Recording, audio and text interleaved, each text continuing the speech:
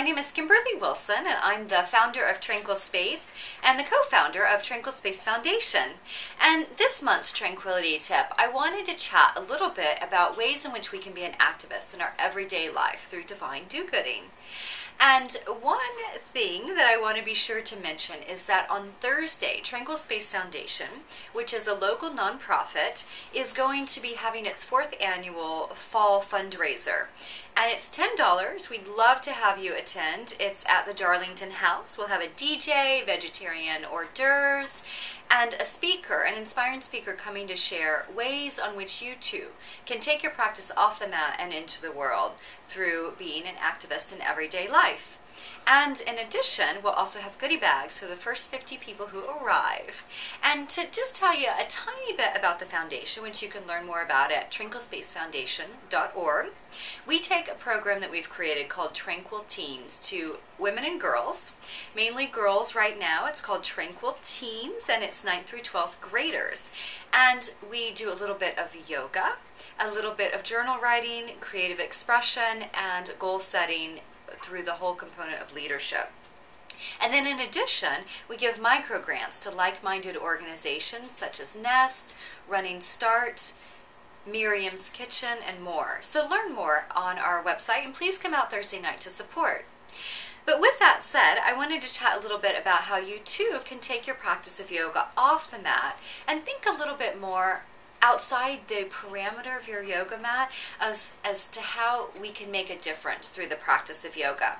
And as I was prepping for this, I thought, well, why not pull out my book that I recently wrote, Tranquility, because I have a whole chapter dedicated to this. So rather than reinventing the wheel, I'm going to share some things from this. But one thing that comes to mind that is so simple, and that I'm definitely finding in my internship, right now I'm working on getting a master's in social work, is the importance of connecting with people, to active listening, looking people in the eye, smiling, and making sure people feel heard. That is one simple yet profound way that we can all work to make a difference and to be an activist in everyday life. So another thing is really getting passionate. Like, what is your cause? Is it women's issues? Is it reproductive rights? Is it immigration? Is it homelessness? Like, what is it that you're really passionate about and you want to do more with? Also, volunteering. That has been a powerful way for me as a yoga teacher for the past 5 years. I've been taking yoga to seniors and doing chair yoga. And so thinking about what is a skill set of yours and how can you take it and apply it and share it. Of course, giving green is an amazing way, and that is, really fun through planting a tree. So my mother, whenever we recently opened the studio in Arlington, she got me a certificate that said she planted a tree in the honor of the studio. And you can do that through Arbor Day Foundation or Trees for the Future, which is what we use whenever we plant a tree for every class pass. And so ways in which you can be an activist in everyday life is the gifts that you give, making them fair trade, making them organic, making them healthy. Taking a volunteer vacation, and there's a wonderful book that I recently came across, and it's called The 100 Best Volunteer Vacations to Enrich Your Life. Taking do-gooding to your organization.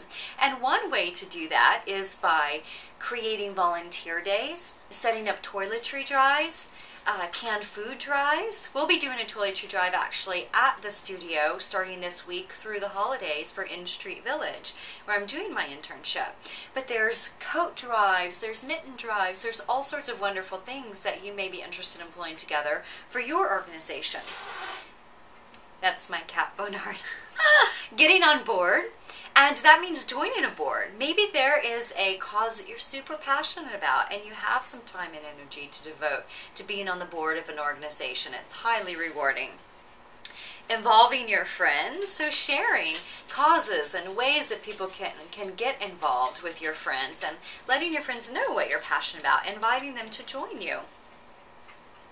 Blogging about it. There's so many great blogs out there and so many amazing podcasts on ways that you can really make a difference. Lots focused on green living, but your passion may be something completely different, but exploring it and sharing it through your writing. Acknowledging other people's good deeds is another way to be an activist in everyday life. So for example, noticing when somebody does a really good job and acknowledging them, looking them in the eye, thanking them for their efforts and their support, leaving a little note of thanks. I mean, nothing makes more of an impression, I think, these days than the idea of the simple art of writing a thank you note or a thinking of you note. Adopt an animal. There are so many amazing pets out there, and we are actually this weekend at Tranquil Space having an adoption event, and I believe it's Saturday, and the Humane Society comes with their adoption van, so you could pick up a canine or a feline. And there are also amazing ways to sponsor animals. So we have sponsored an entire barnyard at the Farm Sanctuary. Check them out, farmsanctuary.org. And there's also a pig sanctuary out in Shepherdstown, West Virginia that I'll be visiting this week. So I'll be sure to get some photos and share with you all the amazing pigs out there. But again, there's just amazing, simple ways on whatever it is you're passionate about.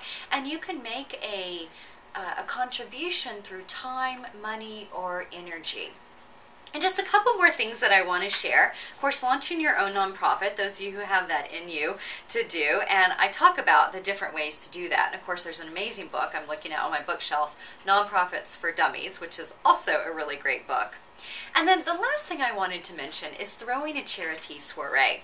So in my book, I outline this great menu for it. And the whole idea is getting friends together and raising money for a cause, or even collecting canned food items. So rather than just your typical cocktail party, why not have materials about your favorite charity? Ask everyone to bring $5 to contribute. Maybe bring in a speaker from the organization to talk about it and share with your friends. So it's a great way to think of socializing and do-gooding kind of commingled, rather than as a separate part of your life. So I hope that these tips have been helpful, and it really is an amazing way to think of practicing ahimsa, one of the foundational pieces of yoga, and really making sure that thoughts, words, and actions are having a positive impact on those around you and not causing any harm. So that's the environment, to animals, to family and friends and beyond. So thanks for listening. I hope this Tranquility tip has been insightful, and thanks for your support of Tranquil Space and the Foundation. Namaste.